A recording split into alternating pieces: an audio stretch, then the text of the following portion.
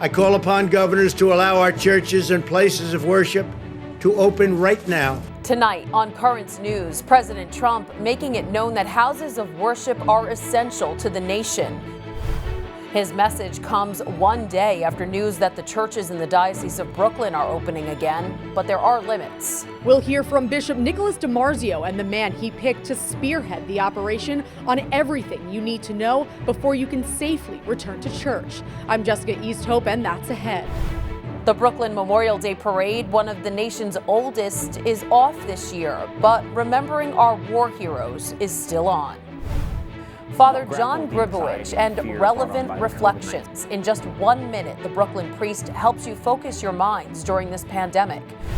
Plus, we'll ask the doctor if it's safe to go into the water this Memorial Day weekend. The news starts right now.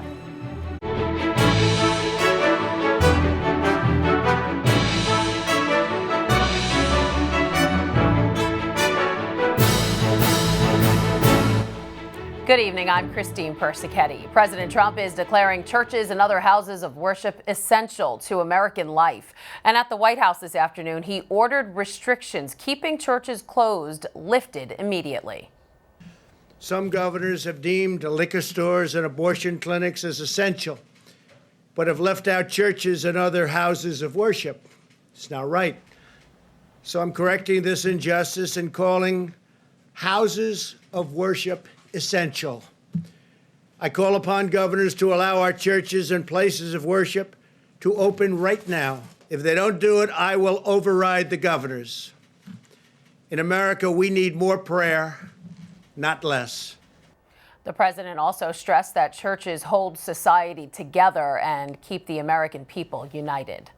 After a decision reached late yesterday, Brooklyn's Bishop Nicholas DiMarzio is now announcing that churches in the diocese will reopen beginning this coming Tuesday on a case-by-case basis. At first, private prayer and reflection will be permitted, the opening round of a phased plan leading to the resumption of public mass. Currents News' Jessica Easthope has the story. The unlocking of church doors is signifying a new beginning for the faithful in the Brooklyn Diocese. Bishop Nicholas DiMarzio and the Vicar General's office have laid out a multi-phase plan for the diocese hours after Cardinal Dolan announced his plan for the Archdiocese on Thursday. It's hard to say how quickly will it go. We do have the stages. When the metrics tell us that we can move to another stage, we will. Unlike the Brooklyn Diocese, there was never a universal closure of churches in the Archdiocese. The first phase of reopening in Brooklyn and Queens on Tuesday will be for private prayer and confession. Churches will only be open for about 4 hours a day, and they'll be opening on a case-by-case basis. Some will remain closed because they're not yet ready to begin the process. The safety of the faithful and the clergy are paramount in this. Joe Esposito is the man in charge of getting people back to church safely. We think that this, what we call our soft opening on May 26th, is a good sign for the faithful, that they'll be encouraged that we're moving in the right direction. Esposito says parishioners will need to adapt to the changes. No mask, you can't come in. It's as simple as that. And social distancing rules will still be very much in effect. Put one here, and then we'll go 6 feet, and we'll put another one, and then 6 feet, we'll go another one. Here at St. Athanasius, nearly 700 people fit in the church, but according to the diocese rules, only about 150 will be attending Mass. If there's an overflow, or if you reach your maximum, we'll live stream it to a location, an auditorium, a gymnasium, part of the school, maybe a different part of the church. Bishop DiMarzio says safety cannot be an afterthought during the reopening, emphasizing again that churches must care for parishioners' body and soul. When people come back to church, we want them to be able to come without any fear and have the proper safety precautions there. Though Tuesday is a significant date for faithful in the diocese, again, not every parish will be reopening. So parishioners are encouraged to reach out to their individual churches before showing up. Christine? Jess, I know we heard from the Archdiocese yesterday about hopefully having Sunday Masses again in 6 weeks. What about the Brooklyn Diocese? Bishop DiMarzio and Joe Esposito said they're going to let the numbers lead the way if all goes well during the first few phases of reopening. They did also tell me, however, that live masses are expected to be streamed here on out. All right, a good safety net for people who don't yet feel comfortable leaving their homes. Thanks, Jess. For those masses, Net TV, New York's Catholic station, is broadcasting live TV masses in 8 languages. The liturgies are on the air Sunday and throughout the week. The full schedule is listed at netny.tv. Every year, huge crowds turn out in Bay Ridge for Brooklyn's Memorial Day parade, but this time they can't. One of the oldest salutes to America's war heroes is a victim to the pandemic. Currents News' Emily Drooby has the story of what's being done instead to remember the veterans. Normally, Raymond Albu would be preparing for the Brooklyn Memorial Day parade. Something that has been part of Brooklyn for so long. As the chairman of the parade committee, he's in charge of the beloved tradition, one of the oldest Memorial Day parades in the country. It started on Eastern Parkway in 1867, but has been held in Bay Ridge for over 30 years. This would have been their 153rd year, but Albu, who's Catholic and a veteran, says they had to cancel because of the pandemic. We didn't want to put anybody in jeopardy. The committee is in the process right now of trying to figure out a way to commemorate the day. The plans haven't been finalized yet. They're planning a drive-by to keep the tradition alive, but it will be small, socially distant, and won't include the public. But Albu says that shouldn't deter people from commemorating Memorial Day in their own way. Up the road at Coffee Square, 2 veterans were doing just that, installing an American flag tribute. We're still doing the best we can with at least the minimum people social distancing. So I would like to think this is our small part. Robin Keller, the CEO of Hope for the Warriors, which provides support to service members, veterans, and their families, was slated to be the grand marshal for this year's parade. She says people who can't leave their house can also still honor those we've lost. Memorial Day is now being time honored as a reflection day because that's all we have.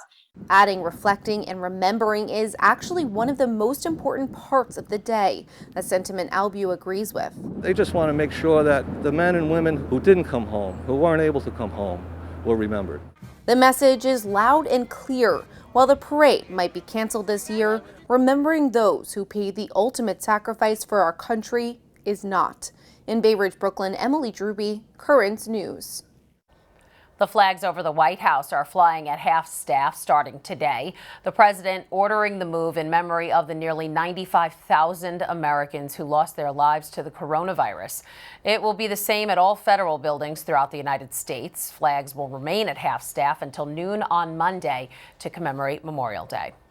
In France, Our Lady of Lourdes Shrine is reopening to pilgrims.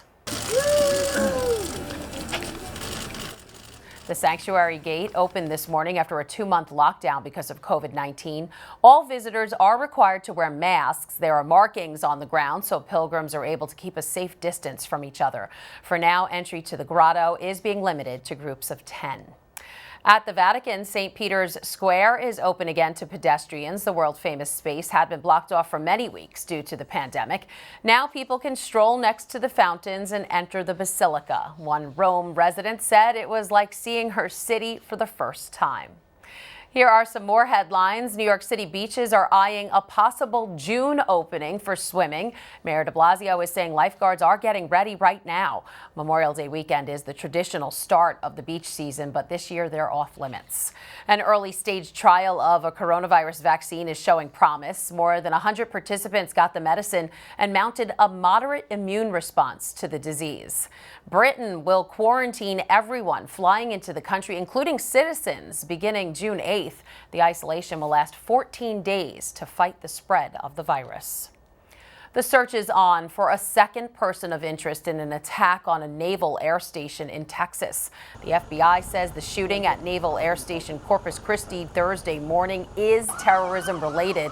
The shooter, who was killed after wounding a soldier, was a 20-year-old U.S. resident born in Syria.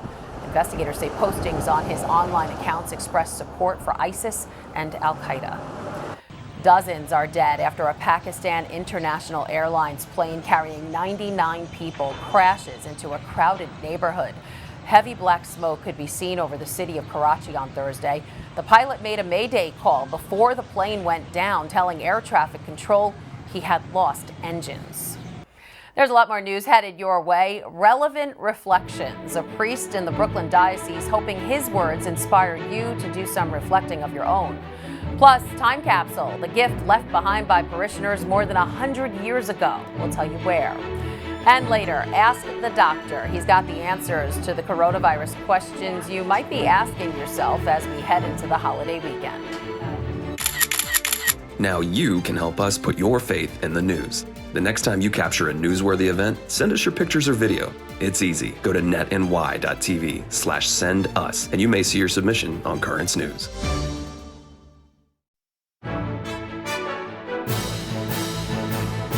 As we all grapple with the anxiety and fear brought on by the COVID-19 pandemic, Pope Francis led the world in prayer.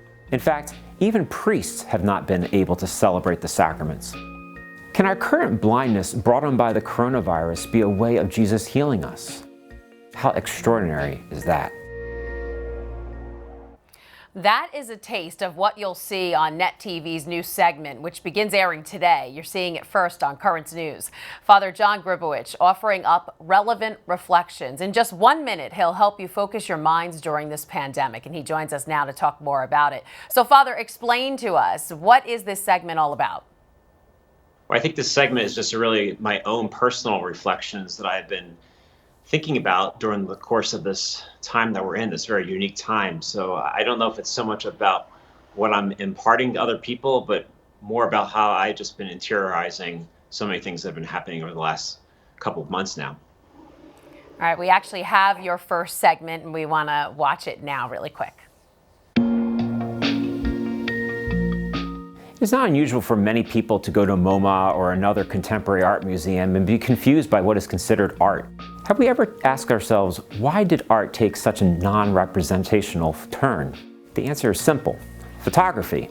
The camera, being able to capture perfectly a portrait or scene, challenged the artistic skills of professional painters. Artists soon envisioned ways that they could capture on canvas what a photographer would be incapable of doing. Thus, the Impressionists were born, painting scenes that conveyed one image at various times of the day.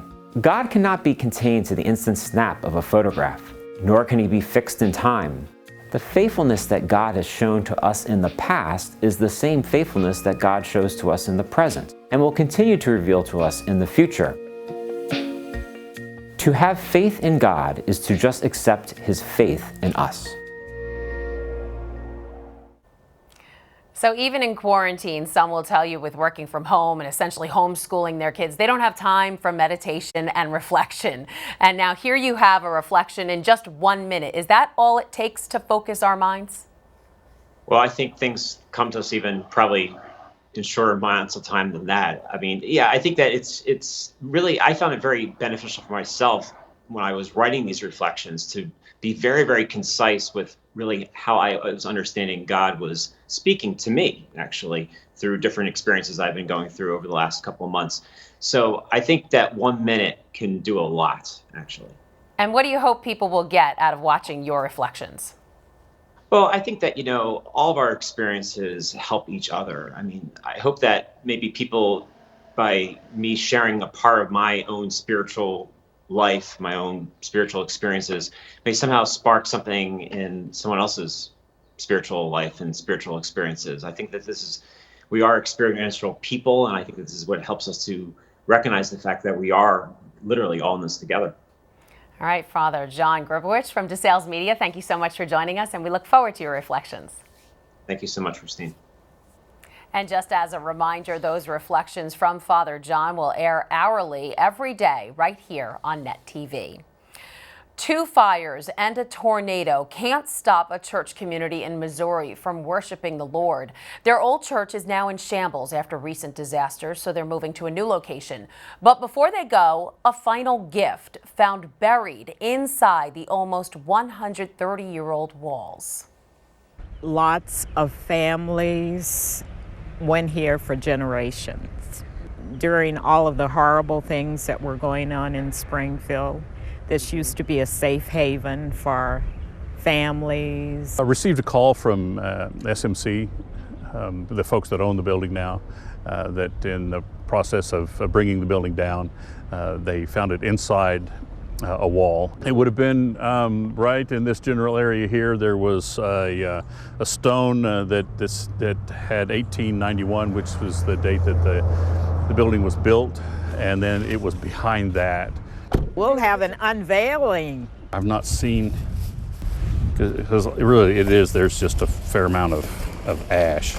Here's the date. It says July 9th, 1891. It's also a pretty incredible thing to have your fingers on something that's that old and people of that faith to be able to look forward and want to share that. And so you can see this is the remains of a Bible that is there, and you can tell that there's ash from one of the times the building caught on fire and the heat. They weren't just living in the moment, they were trying to preserve that for future generations. So my assumption is that this may have been some sort of juice. It could have been oil, anointing oil, and probably something else similar to that. And that will be on display for the GIBSON Chapel folks at their current location. The GIBSON Chapel is honored with a plaque along the county's African American Heritage Trail. Still to come on Currents News, mouthwash, vitamins, and smoking. Just some of the things we'll ask the doctor about to get answers on how to prevent a COVID-19 infection. Also ahead, Grandpa and his grads, how one family celebrated a momentous occasion. Do you have a story idea or want to share a tip? Email us at newstips@desalesmedia.org or call our 24-hour number, 718-517-3122. We'll be right back.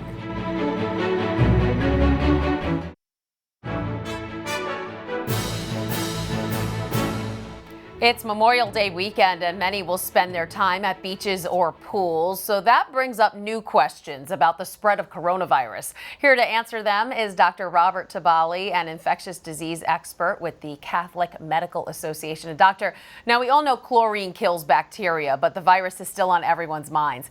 How safe is it to swim in a pool or a lake or an ocean?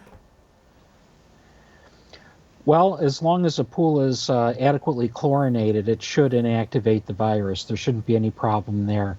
It's not really understood whether or not that's like salt, seawater would inactivate the virus, but with the volume of water out there, we would think that any virus would be dispersed quite quickly.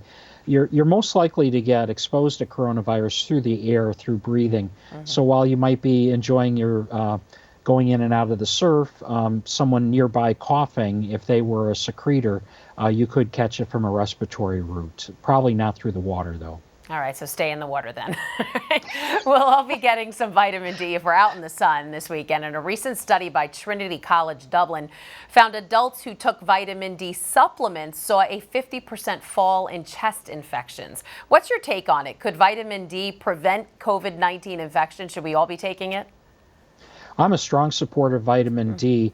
Ever since literature came out 4 or 5 years ago about the survivability of your first heart attack being in an ICU and vitamin D, if you had low vitamin D levels, you had a much, much higher mortality rate and not surviving the ICU stay. So vitamin D has a lot of effects that we don't understand, but one of them is a tempering of the immune system. So I'm a strong supporter of vitamin D, at least 2,000 units of vitamin D3 a day. I recommend my patients take at least 1 gram of vitamin C twice a day now. Many hospitals are using vitamin C in their intensive care unit patients now with COVID infection. And also zinc tablets are likely effective because zinc is one of the enzymes used in white blood cells to help kill things. So zinc, vitamin C, and vitamin D3, all very important. Wow, good to know. All right, Pasquale from Manhattan wants to know if smoking will kill the virus. There's actually been conflicting studies on this. A couple have shown that smokers are hospitalized less often for COVID-19. We don't want to tell anybody to take up smoking, but what's your take on this whole strange thing? Well, I mean, there's multiple ways you could play that out. You could say that the cigarette smoke is so toxic that it not only kills the person who's smoking, but the heat and the heat and the chemicals there could inactivate the virus. I'm not sure. To my knowledge, there's no scientific basis for that. I saw an article the other day conjecturing that marijuana may be helpful.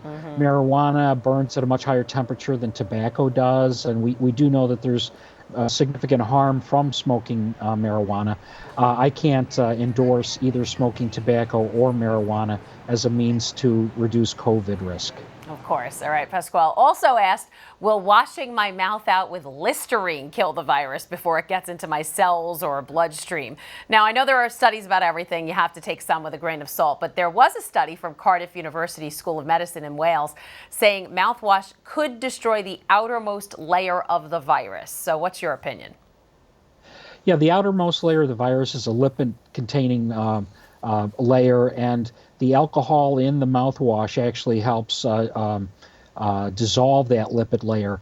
And so if you're using a non-alcohol-based mouthwash, it's probably not going to be anywhere near as effective as an alcohol-based mouthwash, something like Listerine. So Scope is a common one that people use, but that's non-alcohol-based. We would not expect that to be as effective. Listerine it would be considered effective, yes. Wow. All right. Interesting info. Dr. Robert Tavalli from the Catholic Medical Association. Thanks for making us more knowledgeable as we head into the holiday weekend. My pleasure. Stay safe out there, everyone.